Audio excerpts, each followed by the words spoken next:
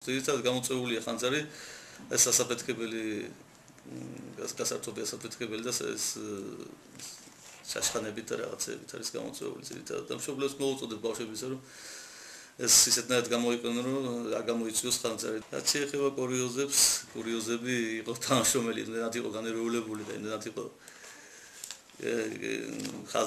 ხანძარზე მუშაობდა და მაგ დროს ხვიტი ფეხებთან ხანძარი ეკი დააქრობდა მაგ დროს რა და მეორე თანამშრომელს ეუბნება 100 სანტიმ მომეცი სიგარეტს უნდა მოუყიდო ეგეთი კურიოზი იყო.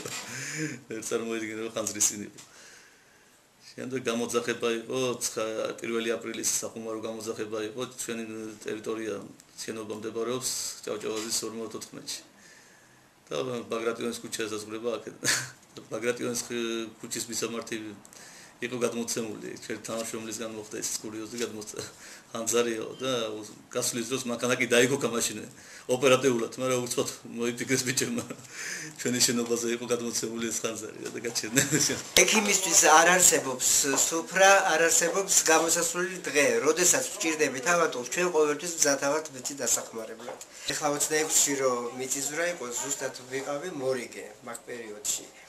და ძალიან დაღლილი ვიყავი, ცოტა წამოვწექი თითქოს საწოლზე და რომ შემაჯანჯღარა მიწისძვრისკენ გამოვედი გარეთ და მომყვება მთელი გაყოფილების ამალა დედიან ბავშვებიანად. ყველა იყო დაბლა ჩამოსული და მიწისძვრის შემდეგ ვეხვეწებოდი აიყვანეთ ბავშვები, მაგრამ არაფერი არ იქნება, მაგრამ შიშით აღარავინ აღარ ადიოდა ზევით. ქრონიკული ავტყოფი ვინც არიან ცოტა შერჩევით მიიღონ საკვები და ალკოჰოლთან დაკავშირებით და ცოტა ფრთხილად იყვნენ. და ვურჩევ კიდე იმას, რომ არ არის აუცილებელი პირველი ორი სამესე გადაბმით ალკოჰოლის მიღება.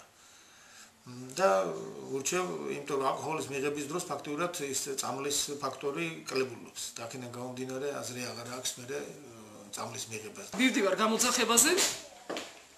მითხრეს რომ დამწრობაო.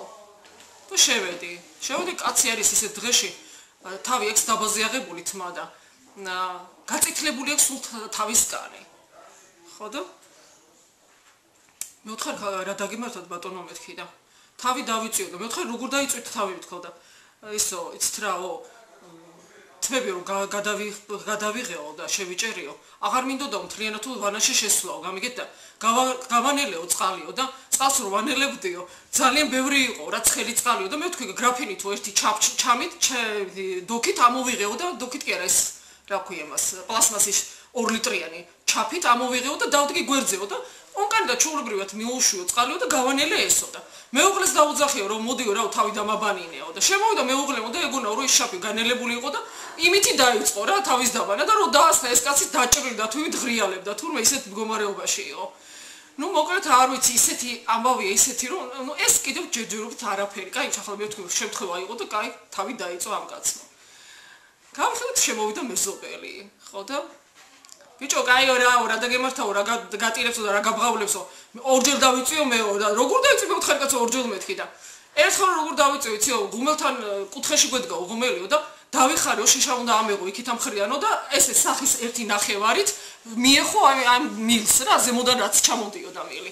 ხო და მე ვთხარ, კაი ეს ერთხელ დაიწიო, მეორედ როგორ დაიწიო მეთქი, მე რო ძმაკაცები იყვნენ მოსულიო და კითხესო ბიჭო რაო როგორ და მოგემივიდა იგავ როგორ დაიციო და გამიმეორეო რა უნდა მეჩვენებინაო და ზუსტად იგივე მხარი ისე ის ადგილი კიდე ხელმეორედ დავიციო და მაქვს მეუბნება მალამო მაქვს დედაჩემის გაკეთებული და ეხლა რომ ჩამოგიტანო და ისეთი იქნები 3 დღეში გაგივლისო.